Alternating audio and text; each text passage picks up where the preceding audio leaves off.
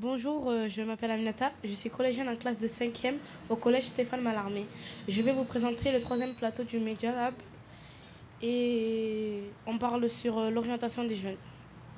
Je vais vous présenter Madame Nelken, conseillère d'orientation du collège Stéphane Mallarmé, Marina Perna, élève de seconde au lycée Brochet, Mohamed Jabi, élève de 3e au collège Stéphane Mallarmé et Karim Natouri, élève de 3e au collège Stéphane Mallarmé. Nous allons vous montrer un reportage réalisé par l'équipe du Media Lab sur l'orientation. Bonjour, je m'appelle Aminata et je suis en train d'interviewer mon frère. Salut, comment tu t'appelles?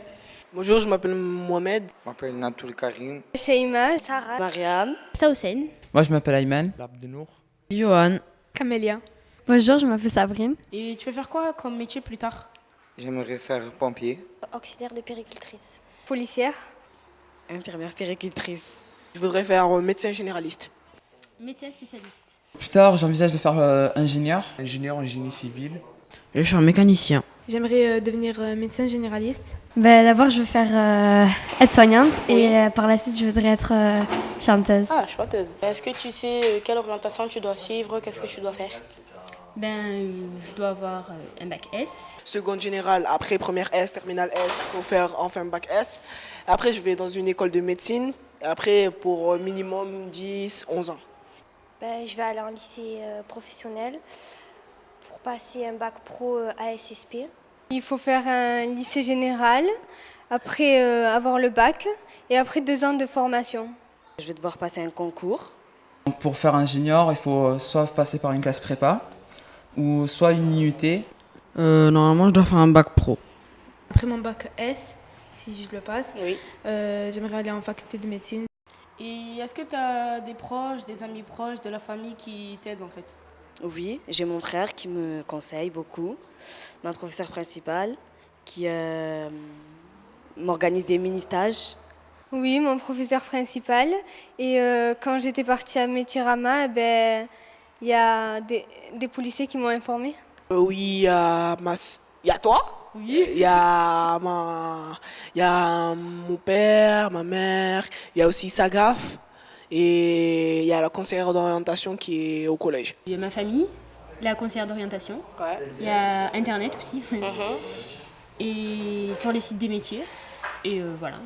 Oui, ma mère, elle est d'accord pour que je fasse ingénieur parce que c'est un bon métier, ça me convient bien pour moi.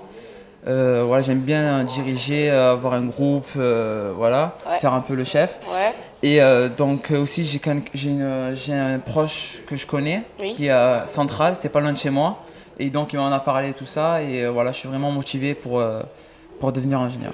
Alors, il y a ma mère, il y a Oui. mon père, il y a beaucoup de gens du côté de ma mère et de mon père, mes cousines, il y a presque tout le Et monde. est-ce que tu pourrais nous chanter un peu quand même? Un peu.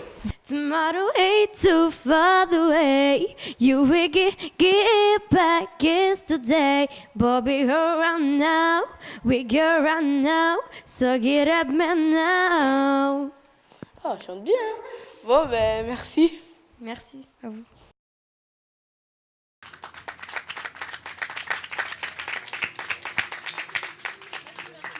Bon, Madame Nelken, je vais vous poser quelques questions. La première question, c'est quel est votre rôle au sein du collège? Alors au sein du collège, je vois les élèves de toutes les classes, en particulier ceux des 3e. Cette année, on les a reçus en entretien individuel, chacun avec leur famille. Et du coup, j'ai conseillé un petit peu au niveau de l'orientation. Et après, ça peut être aussi s'ils ont des difficultés scolaires. Donc ça peut être pour plusieurs choses. Voilà. D'accord. Et la deuxième question, travaillez-vous dans d'autres établissements scolaires? Oui, alors j'ai le collège de Mallarmé, j'ai 2 autres collèges, le collège du Honneau qui est juste en face et un collège dans le 9e, le coin Joli, plus le centre d'information et d'orientation. Du coup, combien de jours êtes-vous présente à l'entre-collège? Au collège, je suis tous les lundis. Ah, et combien d'élèves gérez-vous sur les 2 établissements? Sur les 3 établissements, tu veux dire? Ah oui, les 3 établissements. Oui, je vois en fait sur mes plages horaires un élève toutes les demi-heures environ. Du coup, je chiffre et pas. les rendez-vous, ils sont collectifs ou individuels? Je peux avoir des rendez-vous collectifs, mais il faut que ce soit organisé, sinon c'est des rendez-vous individuels. Et est-ce que vous vous présentez chaque année au troisième pour leur orientation? C'est pas systématique, ça dépend des demandes des enseignants, des besoins d'établissement. Est-ce que vous faites des sorties en gros pour visiter des forums à l'emploi, style Métierama, la Cité des métiers? Alors, style Métierama, j'y participe. Oui. Après, je fais pas forcément des visites collectives avec les élèves. Ok. Est-ce que vous êtes toujours d'accord avec les professeurs principaux au niveau de l'orientation Oui, des en jeunes? général. Oui, on est toujours d'accord concernant l'orientation des élèves. Et pensez-vous qu'il est difficile de trouver une orientation ou une voie professionnelle à nos âges? Ah oui, bah oui, vous êtes à un âge où on évolue beaucoup, où on change beaucoup, donc c'est pas toujours évident de savoir ce qu'on veut faire plus tard. Et pour nous, en tant qu'adultes, c'est toujours difficile aussi de vous conseiller, parce qu'on ne veut pas prendre de décision à votre place. Donc oui, c'est pas évident, à votre âge, de savoir ce qu'on veut faire. D'accord. Est-ce qu'il est obligé d'avoir une conseillère d'orientation dans un établissement? Alors, dans un collège public, dans un lycée public, oui, c'est obligatoire, il doit y avoir une conseillère d'orientation. Sinon, dans les établissements privés, c'est pas quelque chose d'obligatoire. D'accord. Et connaissez-vous les autres aides pour les emplois sur notre territoire? Les autres aides pour trouver un emploi, tu veux dire, ou trouver une formation? Trouver un emploi. Pour trouver un emploi, ben là, après, ça dépend d'autres organismes. Il y a Pôle emploi, il y a la mission locale, il y a la MLDS, il y a plein d'autres choses qui existent pour vous aider à trouver un emploi plus tard. Pour trouver une formation, il va y avoir aussi, vous pouvez demander au sein de votre établissement, il y a plein de choses qui existent. Mais là, c'était pour l'emploi que tu me demandais, c'est ça? Oui. Donc, je pense avoir répondu. D'accord. Et si vous avez une baguette magique au niveau de l'orientation, que feriez-vous? Je vous dirai de suite ce que vous pourriez faire, mais je ne l'ai pas. Ah. Bon, je vous remercie d'avoir répondu à mes questions. De rien. Bon, il y aura des questions pour les élèves. Avez-vous connaissance de l'existence des conseillères d'orientation? Mais pour l'instant, j'ai pas eu besoin d'avoir des rendez-vous avec Madame Nelken. Pour l'instant. Et Marina? Oui, mais j'ai jamais pris un rendez-vous, j'en ai pas eu besoin. Et toi, Karim? Oui, j'en ai conscience. D'accord. Et d'autres personnes vous aident dans votre choix d'orientation? Si oui, qui? Moi, il y a Sagaf, le centre, Jeanne, mon père. Je vais sur Internet pour aller chez www.l'étudiant.fr. Oui. Et voilà, je pense. Moi, il y a ma prof principale de 3e qui m'a aidé à chercher. Et sinon, je fais les recherches toute seule. Ok. Et Karim? Moi, il y a Jeanne, l'animatrice, Sagaf, le conseiller d'emploi, et Alain, l'éducateur. Alors Marina, j'ai une question. Pourquoi est-ce que tu es heureux de ton choix? Non, je suis pas heureuse de mon choix parce que je suis en seconde CAP petite enfance. Et pour moi, c'est juste un loisir de travailler avec les enfants. Je veux pas faire ça toute ma vie. Je recherche plutôt avec toute tranche d'âge, plutôt dans le commerce ou le service en restauration. Et est-ce que tu sais ce que tu dois faire après le bac? Non. Ah. Et as-tu peur de faire... est-ce que vous avez peur de faire des mauvais choix dans votre future orientation? Moi, je suis sûr, j'ai envie de faire médecin généraliste. Mais c'est que j'ai peur qu'après, dès que je entame mon emploi de médecin généraliste dans mon cabinet, qu'après, la vie elle soit ennuyeuse, que... En fait, je reste un peu seule dans mon cabinet, genre. Ah, d'accord. Et Marina? J'ai peur que le métier que je fasse, il me plaise pas. Mais sinon, ça va. D'accord. Et Karim? Non, je n'ai pas peur. Ah, ok. Et c'est quoi qui vous rassure? Il y a mes amis, la famille. Il y a aussi y a un prof principal qui me dit que médecin généraliste, c'est un bon travail. Donc, tu vas pas vraiment t'ennuyer puisque tu auras plein de clients et d'autres personnes. Voilà. Et toi, Marina? La famille, les amis qui nous conseillent pour des métiers qui sont adaptés pour nous et voilà, tout simplement. Et toi, Karim? Toutes les personnes que je vois, ils me rassurent.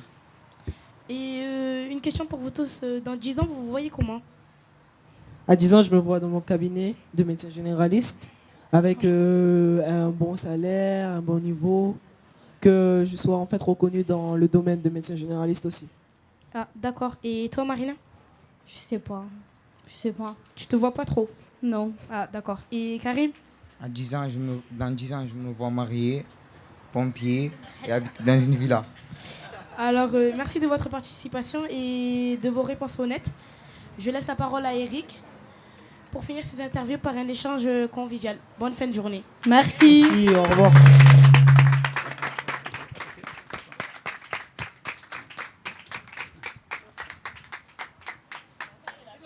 Merci à vous parce que c'est pas facile d'être là. Là, c'est la place qui chauffe, hein, l'animatrice de plateau. Hein. On peut avoir des émotions, du stress, et tu as très bien rempli ta fonction et ta mission. Et merci aussi aux témoins jeunes. C'est rare qu'on fasse témoigner les jeunes. Hein. Généralement, on fait toujours témoigner les anciens. Là, aujourd'hui, ce sont les jeunes qui ont témoigné. Et merci aussi à vous pour être venus, parce que c'est pas facile non plus de parler en public aussi, de prendre la parole publiquement. Et même si on maîtrise bien son métier, c'est des fois compliqué aussi de pouvoir s'exprimer, et puis dans un temps si court, avec des questions aussi rapides. Merci d'avoir joué le jeu. Alors, on a prévu un petit débat, un échange entre les jeunes et l'assistance. Est-ce qu'il y a des questions ? Je vais donner la parole à Marie. Ben moi, en fait, ça serait une question pour Madame la conseillère d'orientation. Oui. Voilà, moi, je prends mon expérience en exemple. J'ai été orientée alors que je ne voulais pas être orientée en secrétariat. Et on m'a forcée à y aller. Ma mère était d'accord avec la conseillère, donc j'ai été obligée.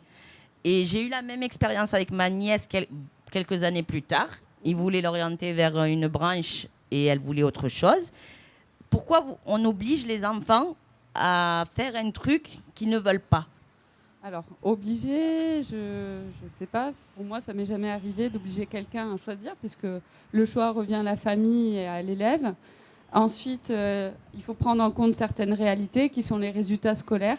Donc, je ne sais pas quels étaient les vôtres, quels sont ceux de votre nièce, mais selon les résultats qu'on va avoir à la fin d'année quand on se retrouve en troisième, on ne pourra pas choisir certaines formations qui sont sélectives. Du coup, on donne des conseils. On va dire que là, ça va être compliqué, mais ça, on avertit en général dès le début d'année. Après, le secrétariat, je suis bien désolée si ça ne vous a pas plu et si ce n'était pas la branche que vous auriez voulu faire.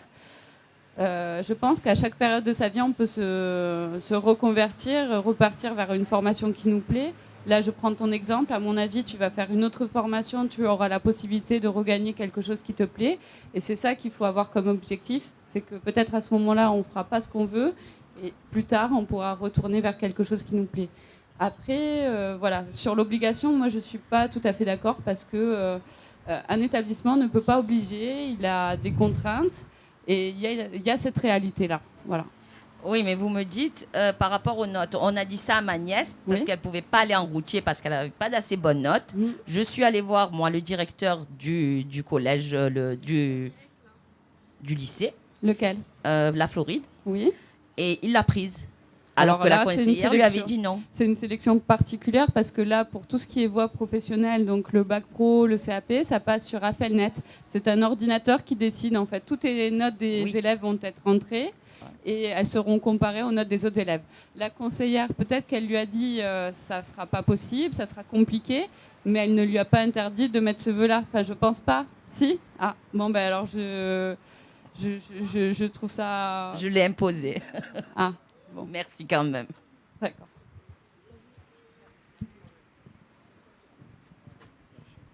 Est-ce qu'il y a d'autres prises de parole ? Oui.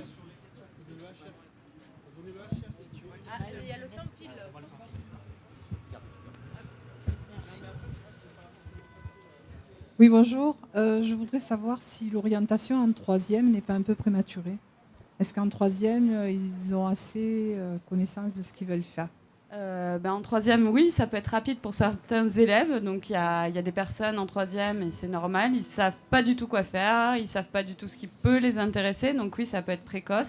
Et pour d'autres élèves qui se retrouvent déjà en cinquième, quatrième, qui ont des envies très précises, qui ont un métier qu'ils ont envie de faire, pour eux, c'est très tardif, la troisième, parce qu'il faut attendre longtemps. Donc, c'est vrai qu'on ne peut pas faire du cas par cas. Il y a des contraintes au niveau national à respecter. Et un élève qui va se retrouver en difficulté scolaire en troisième, ça sera plus compliqué pour lui parce qu'à la fin de l'année, on devra lui proposer d'aller en voie professionnelle parce que ça sera compliqué d'aller en voie générale. Et c'est vrai que ça peut être très, très précoce. Donc c'est pour ça que c'est bien de commencer ce travail d'orientation très rapidement, à partir de la 6e, de la 5e, déjà de penser pas forcément à un métier. Là, je voyais que dans le reportage, ils citaient tous des idées métiers. L'important, c'est peut-être pas ça, c'est de savoir quel domaine peut nous intéresser et ce qu'on veut pas faire. Et ça, c'est très très important aussi. Donc se questionner à partir de la 6e, déjà commencer tout ce travail-là, c'est important. Je les encourage, moi, à aller interroger des professionnels, voir concrètement ce que c'est qu'un métier. Tout à l'heure, on a parlé aussi de mini-stage. Et mini-stage, c'est très, très important pendant l'année de 3e. Ils voient directement ce qu'est la formation, ce qu'on va leur proposer. Ça leur évite d'avoir des mauvaises surprises. Donc, au plus ils iront chercher d'informations, au moins ils auront de mauvaises surprises et d'obligations à la fin de l'année. Voilà. Allô. Ouais, moi j'ai une question à propos de l'orientation. Oui. Qu'est-ce enfin, l'erreur est humaine. Est-ce que celui que vous qui oriente les élèves, est-ce qu'il y a des moments où vous avez eu des critiques comme quoi celui qui vous oriente dit que vous avez commis des erreurs parce que l'erreur est humaine? Est-ce que c'est possible Bien sûr que l'erreur est humaine. Dans nos conseils, ça peut nous arriver de faire des erreurs, de ne pas bien cibler. Mais je ne vois pas exactement de quoi vous voulez parler, monsieur, en fait. L'élève que vous orientez, est-ce qu'il y a des moments où il retourne vers vous, il dit que voilà, madame, vous avez commis des erreurs, vous m'avez orienté telle chose que j'ai... Alors, c'est ce que j'expliquais tout à l'heure. Moi, ouais. je vais fournir des conseils. Alors là, à ce moment-là, bien sûr que je peux me tromper. Je peux dire, tu serais bien là-dedans, peut-être que ça te plairait, ça aussi, ça te plairait. Et au final, moi, je peux me tromper. Mais l'erreur... je ne peux pas obliger quelqu'un à choisir quelque chose. C'est ce que je disais à la dame tout à l'heure. Donc...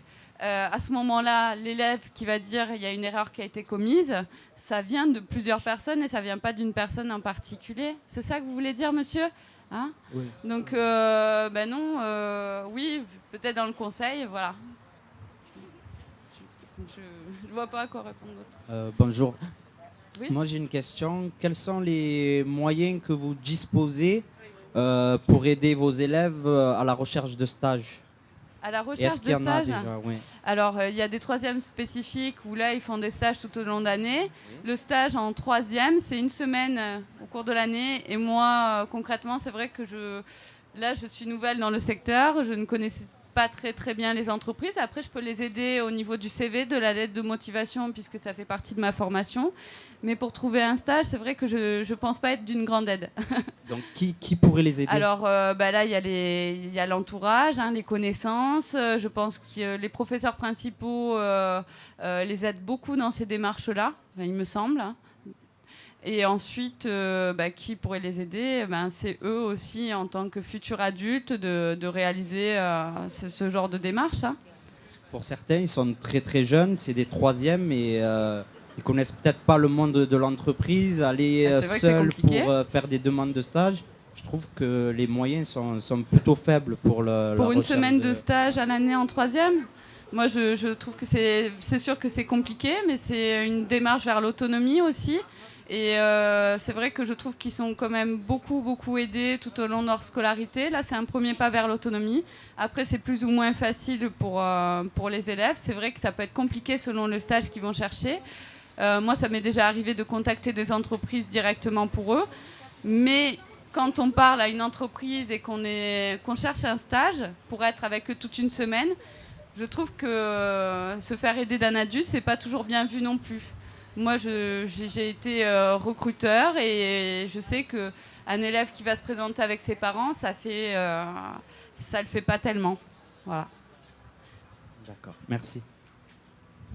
D'autres questions? Bonjour, moi je voudrais m'adresser au petit jeune homme là, qui est passionné par le travail d'un médecin. Voilà. Par contre, il y a une phrase qui m'a laissée un petit peu pensive. Apparemment, quand on choisit médecine ou tout ça, c'est une vocation. Oui, c'est une vocation. Vous êtes attiré par soigner les autres, venir en aide aux autres. Et ce qui m'a laissé un peu perplexe, c'est cette façon de dire, j'ai l'impression que peut-être je crains de m'ennuyer dans mon cabinet, tout ça. Est-ce que vous croyez qu'un médecin a le temps de s'ennuyer? C'est ça que je vous posais comme question.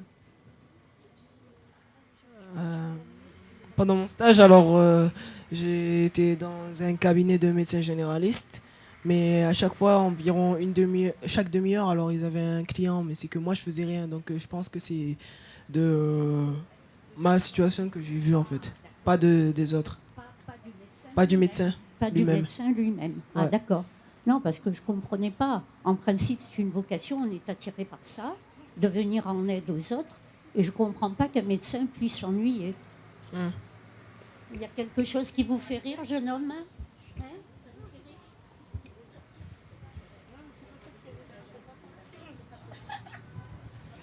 Hein? Moi, je voudrais revenir sur les formations, justement, en troisième. Est-ce que les entreprises jouent réellement le jeu pour intéresser les élèves? Parce que, bon, personnellement, j'ai eu 3 enfants. Ouais. Et le stage de troisième a été un véritable fiasco parce qu'on les a relégués de côté, soit avec des papiers, soit à faire un travail absolument inintéressant et qui les a même, au final, dégoûtés de l'entreprise où ils avaient été, quoi. Oui, ben, le stage de troisième, en fait, dans les textes de loi, c'est un stage d'observation. Donc logiquement, les élèves ne peuvent pas faire grand-chose. C'est pour ça qu'il pose problème à différents niveaux. C'est difficile pour un élève de troisième de trouver son stage. Et pour une entreprise, c'est pas très intéressant de les prendre. Et c'est vrai que selon les entreprises, ça peut être vraiment une mauvaise expérience parce que soit on va leur confier des responsabilités qui sont pas toujours agréables, soit on va les mettre en retrait et puis du coup ils vont être un petit peu dégoûtés de la profession. Donc c'est vrai qu'il y a à prendre et à laisser dans ce stage de troisième. Donc voilà. Merci. Donc on va achever ce plateau avec ce débat avec les jeunes. Encore merci aux jeunes. Et sachez que choisir, c'est renoncer. Et c'est compliqué. Mais sachez aussi qu'on peut se tromper et que la formation, c'est tout au long de la vie. Donc sachez les jeunes que si vous faites un mauvais choix aujourd'hui, ce n'est pas irrémédiable. Vous avez la chance encore aussi de trouver votre voie. On vous souhaite de bien continuer votre parcours. Et puis sachez que les adultes, ils sont responsables de vous aussi. Donc comptez sur les adultes. Merci à vous.